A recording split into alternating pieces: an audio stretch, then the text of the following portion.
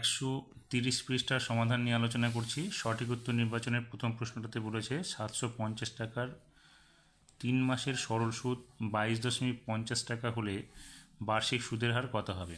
তাহলে এখানে আমরা বার্ষিক সুদের হারটাকে 8% যদি ধরে নিই, তাহলে 750 ইন্টু 3/12, 3/12 কেন করলাম, 3 মাসের সুদ বলেছে, 3 মাসটাকে আমরা বছরে কনভার্ট করলে 3/12 হবে, ইন্টু r/100 ইকুয়ালস টু কত হবে 22.50। এবার আমরা 22.50টা কী করলাম, এখানে দশমিকের পরবর্তী দশমিক এবং দশমিকের পরবর্তী দুটো ঘরের জন্য আমরা দুটো দশমিক 100 নিয়ে নিব। সেক্ষেত্রে 750 ইন্টু এখানে কাটাকাটি করলে 1/4 হবে এবং এখানে r/100 হবে, ইকুয়ালস টু 2250/100 করে দিলাম। এবার নিচের 100 সরে যাবে, সেক্ষেত্রে আর ইকুয়ালস টু কী হবে 2250 ইন্টু 4, নিচে হবে 750, 750 দিয়ে এটাকে কাটলে 3 হবে, সেক্ষেত্রে আর এর মান হচ্ছে 3 4 12, অর্থাৎ 12% হচ্ছে সুদের হার। আমরা অপশন পেয়ে যাব সি নাম্বারে। 2 নম্বর প্রশ্নটাতে বলেছে 7x² + 5x - 2 = 0 সমীকরণের বীজদ্বয় সর্বদা কী হবে। দেখো এখান থেকে আমরা কি করব, b² - 4ac মানটা আগে বের করে নেব, তারপর দেখব সেটা কার সঙ্গে 0 থেকে বড় হচ্ছে না ছোট হচ্ছে বা সমান হচ্ছে কিনা।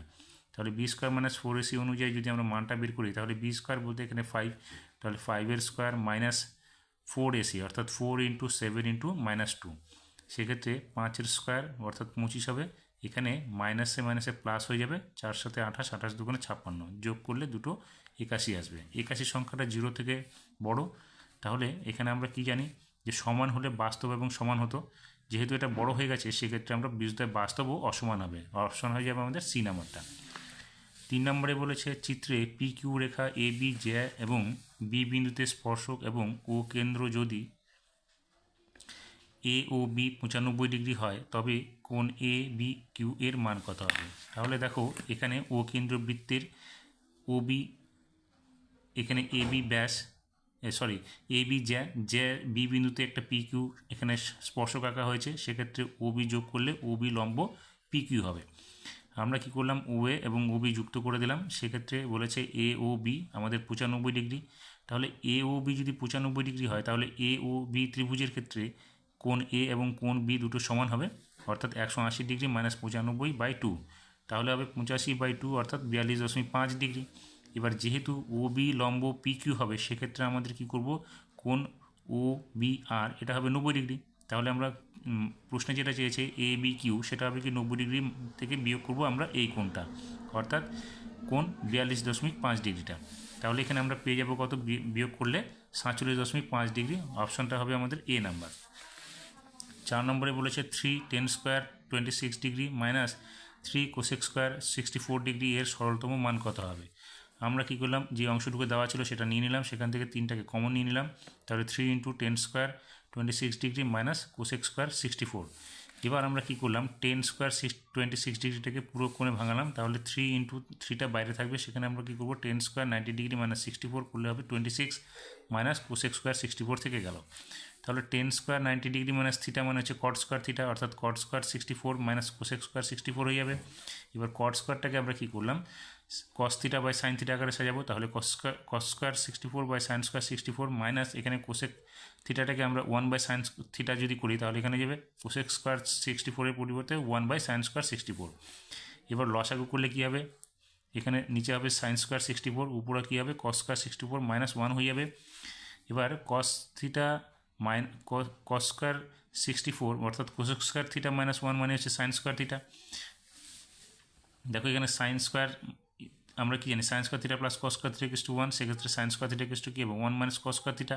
এবার এটাকে যদি আমরা মাইনাসটাকে কমন নিই, সেক্ষেত্রে কী হবে cos² থিটা মাইনাস 1, অর্থাৎ এখানে মাইনাস সাইন থিটা হয়ে যাবে, তাহলে এখানে মাইনাস sin² থিটা এটার পরিবর্তে, অর্থাৎ মাইনাস sin² 64 হবে, তাহলে sin² 64 sin² 64 কেটে যাবে, তাহলে 1 হবে, অর্থাৎ 3-এর সঙ্গে -1 গুণ করলে -3 হবে, অপশন হবে বি নাম্বার।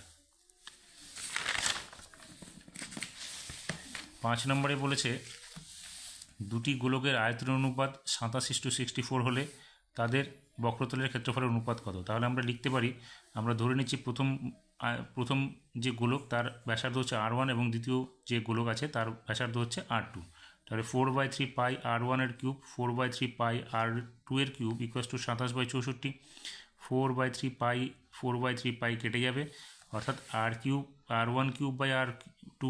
ইকুয়াস টু 27/64, যেখানে r1/r2 মান হবে 3/4, অর্থাৎ r1 হচ্ছে 3 একক এবং r2 হচ্ছে 4 একক। সেক্ষেত্রে বক্রতলের ক্ষেত্রফলের অনুপাত কী হবে? 4πr1² = 4πr2²।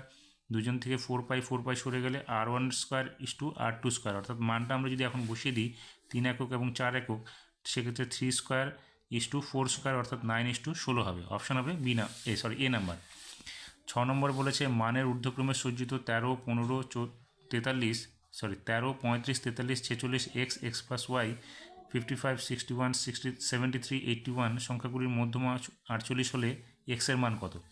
এখানে দেখো সংখ্যা হচ্ছে কটা, 1, 2, 3, 4, 5, 6, 7, 8, 9, 10। যেহেতু এটা যুগ্ম সংখ্যা, তাহলে মধ্যমা কী হবে? মধ্যমা হবে n/2 প্লাস n/2 + 1 এর গড়।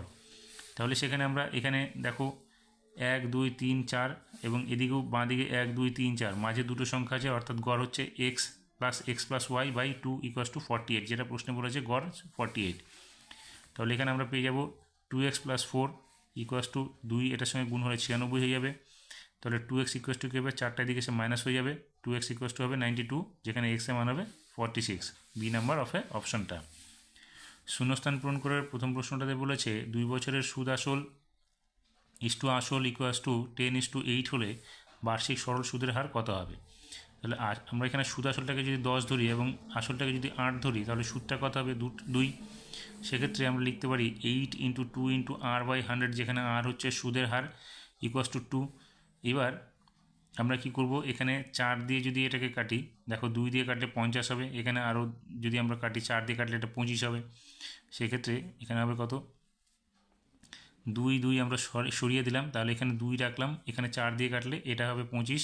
সেক্ষেত্রে 2r/25 = 1, বা 2r = 25 হবে, এবং r এর মান কী হবে? 25/2 হয়ে যাবে। সেক্ষেত্রে 12.5 হবে আমাদের সুদের হারটা।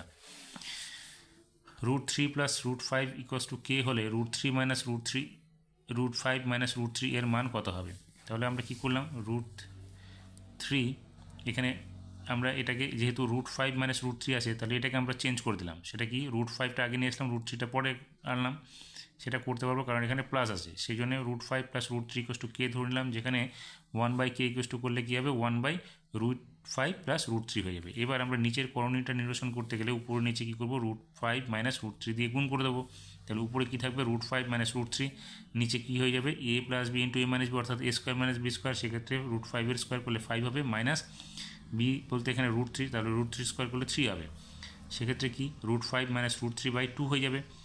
বা এটা আমরা কাকে ধরেছি? 1/k এর মানটা, তাহলে 1/k এর মান হলে √5 - √3 = কী হয়ে যাবে? 2/k, অর্থাৎ আমরা এখানে শূন্যস্থান লিখব 2/k। 3 নম্বরে বলেছে অর্ধবৃত্তস্থ অপেক্ষা ক্ষুদ্রতর বৃত্তাংশস্থ কোণ সর্বদা ড্যাশ কোণ হবে। দেখো অর্ধবৃত্তস্থ অপেক্ষা ক্ষুদ্রতর, এখানে অর্ধবৃত্ত অপেক্ষা ক্ষুদ্রতর কোনটা? এইটা। তাহলে এই কোণটা মানটা দেখো, এটা যদি হয় তাহলে এটা হচ্ছে 180 ডিগ্রি চেয়ে ছোটো, তাহলে এই কোণটা কী হবে? 180 ডিগ্রি চেয়ে বড়ো। তাহলে এটা যদি কেন্দ্রস্থ হয়, তার পরিধস্থ কোণটা এটা। তাহলে 180 ডিগ্রি চাইতে বড় হলে এটাও 90 ডিগ্রি চাইতে বড় হবে, 90 ডিগ্রি চাইতে বড় হলে কী হবে? এটা স্থূলকোণ হয়ে যাবে, সেই জন্য আমরা লিখবো এটা স্থূলকোণ হবে। 4 নম্বরে 10θ/4 × 10θ = 1 হলে থিটা এর মান কত হবে? তাহলে 10θ/4 = 10θ, যেখানে 10θ/4 = cot θ, এখানে 1/10θটাকে cot θ আকারে সাজালাম। তাহলে 10θ/4 = কী হবে? এটাকে পুরো কোণে ভাঙালে 10 90 ডিগ্রি মাইনাস থিটা, 10 সরে গেলে θ/4 = 90 ডিগ্রি মাইনাস থিটা, বা θ/4 প্লাস থিটা = 90 ডিগ্রি হয়ে যাবে। এটাকে লসাগু করলে আমরা পাবো 5θ/4 = 90 ডিগ্রি, যেখানে 5θ = কী হবে? 4 দিয়ে এটাকে গুণ হলে 360 ডিগ্রি হয়ে যাবে, বা থিটার মান হয়ে যাবে 5 দিয়ে এটাকে ভাগ হয়ে যাবে, যেখানে হবে 72 ডিগ্রি। 5 নম্বরে বলেছে একটি ফুটবল তৈরি করতে 5544 বর্গ সেমি চামড়ার প্রয়োজন হলে ব্যাসার্ধ হবে ড্যাশ সেমি। তাহলে আমরা এখানে কি করব? বলটি তৈরি করতে হলে ফুটবলটির বক্রতলের ক্ষেত্রফল ধরবো। তাহলে এখানে বক্রতলের ক্ষেত্রফলের ব্যাসার্ধ ধরে নিচ্ছি আমরা। বৃত্তটির যে ফুটবলটা সেটা গোলাকার, তার সেই জন্য আমরা ব্যাসার্ধ ধরে নিচ্ছি যদি r হয়, তাহলে লিখতে পারি 4 × 22/7 × r² = 5544, যেখানে r² কী হবে? 5544 × 7/4 × 22। এবার 22 দিয়ে যদি আমরা এটাকে কাটি, তাহলে বেরোবে 252, তাহলে 252 ইন্টু 7/4। এবার 4 দিয়ে 252কে কাটলে কত হবে, 63 ইন্টু 7 হয়ে যাবে আর স্কোয়ারের মানটা। সেক্ষেত্রে আর এর মান কী হবে, √63 ইন্টু 7। এবার 63কে ভাঙালে হবে কত, 3 গুণ 3 গুণ 7 গুণ আর একটা 7 ছিল সেটা থেকে যাবে। সেক্ষেত্রে আর এর মান কী হবে, এখানে 3 গুণ 7 অর্থাৎ 21, অর্থাৎ ফুটবলটির ব্যাসার্ধ কত, 21 সেমি। 6 নম্বরে বলেছে x1 x2 x3 up to x50 এর গড় যদি 40 হয় তাহলে 2x1 2x2 2x3 up to 2x50 এর গড় কত হবে। দেখো এখানে 40 আছে, এখানে প্রত্যেকটার সঙ্গে যদি 2 গুণ করা হয় তাহলে গড়টার সঙ্গে 2 গুণ হবে, সেক্ষেত্রে 80 হয়ে যাবে আমাদের মানটা। শূন্যস্থান সত্য মিথ্যার প্রথম প্রশ্নটাতে বলেছে অংশীদারি কারবারের জন্য কমপক্ষে 3 জন অংশীদারি প্রয়োজন, না 2 জন অংশীদারি হলেও হয়ে যাবে, সেক্ষেত্রে বিবৃতিটি হবে মিথ্যা। 2 নম্বরে বলেছে x plus y proportional to x minus y হলে এক্স প্রপোর্শনাল টু ওয়াই হবে। আমরা কী করলাম, প্রথমটুকু নিয়ে নিলাম, নিয়ে সেখানে x plus y proportional to x minus y বা x plus y equals to কে ধরে নিলাম অশূন্য ভেদ ধ্রুবক k into x minus y, বা x plus y by x minus y করে দেবো, সেখানে হবে কে বাই 1 করে দিলাম। এবার কী করবো, যোগভাগ প্রক্রিয়া করে দেবো, অর্থাৎ লব প্লাস হর বাই লব মাইনাস হর। তাহলে এখানে লব কত, এক্স প্লাস ওয়াই, আর লব হর হচ্ছে কত, এক্স মাইনাস ওয়াই, তাহলে লব প্লাস হর এখানে প্লাস লব মাইনাস হর। তাহলে এখানে কি করব, x plus y plus x minus y, নিচে হবে কি x plus y minus x, এখানে যেহেতু মাইনাস ছিল সেটা এখানে প্লাস হয়ে গেল। তাহলে এখানে দেখো ওয়াই ওয়াই কেটে যাবে, এখানে এক্স এক্স কেটে যাবে, অর্থাৎ 2x/2y equals to k plus 1/k-1। 2 কেটে গেলে x/y ইকুয়াস টু k1 হয়, আমরা এটাকে পুরোটাকে k1 ধরে নিচ্ছি। তাহলে দেখো এক্স ইকুয়াস টু কী হবে, k1 ইন্টু ওয়াই, যেহেতু k1টা ধ্রুবক সেই জন্য আমরা লিখতে পারি এক্স প্রপোর্শনাল টু ওয়াই। তাহলে বিবৃতিটি হচ্ছে আমাদের সত্য। 3 নম্বরে বলেছে বৃত্তস্থ সামান্তরিকের কর্ণ হলো বৃত্তের ব্যাস। হ্যাঁ, এটার বিবৃতিটি সত্য হবে, কারণ দেখো এটা সামান্তরিক যদি হয়, সামান্তরিকের কর্ণটা যদি আমরা ছেদ করি তাহলে বৃত্তটিকে দেখো এটা ব্যাসই হবে, সেক্ষেত্রে এটা হচ্ছে বিবৃতিটি সত্য। একটি সমকোণী ত্রিভুজের 3টি বাহু হবে সাইন থিটা কস থিটা 1। দেখো এখানে আমরা একটা সমকোণী ত্রিভুজ ধরে নিচ্ছি, যেহেতু প্রশ্ন বলেছে সমকোণী ত্রিভুজ, তাহলে এ বি সি সমকোণী, যার হচ্ছে বি কোণটা হচ্ছে সমকোণ। আমরা ধরে নিচ্ছি এ সি হচ্ছে এ বি হচ্ছে বি এবং বিসি হচ্ছে সি একক বাহু বিশিষ্ট। তাহলে আমরা এ কে ধরে নিচ্ছি 1 একক, বি কে ধরে নিচ্ছি সাইন থিটা এবং সি কে ধরে নিচ্ছি কস থিটা। তাহলে এই ত্রিভুজ অনুযায়ী আমরা কি লিখতে পারি, যে যেহেতু কোণটা বি কোণটা সমকোণ বা 90 ডিগ্রি, সেক্ষেত্রে আমরা লিখতে পারি b square plus c square equals to a square. তাহলে আমরা লিখব b square plus c square equals to a square, যেখানে হচ্ছে কোণ বি হচ্ছে 90 ডিগ্রি হবে। সেক্ষেত্রে বি এর মান কত ধরেছি, সাইন থিটা, তাহলে সাইন স্কোয়ার থিটা প্লাস এখানে কস সি হচ্ছে কস থিটা, তাহলে cos square theta equals to 1 square. এবার দেখো sine square theta plus cos square theta আমরা জানি 1, তাহলে 1 ইকুয়াস টু 1 হচ্ছে, সেক্ষেত্রে বিবৃতিটি হচ্ছে সত্য। 5 নম্বরে বলেছে গোলকের উচ্চতা উহার ব্যাসের সমান। দেখো গোলকের একটা গোলক, এই গোলকটা, এটা আমরা এদিক দিয়ে ব্যাস যা ধরবো এদিক দিয়েও ব্যাসটা তাই হবে, সেক্ষেত্রে ব্যাসের সঙ্গে উচ্চতা সমান সমান হবে, অর্থাৎ বিবৃতিটি হবে সত্য।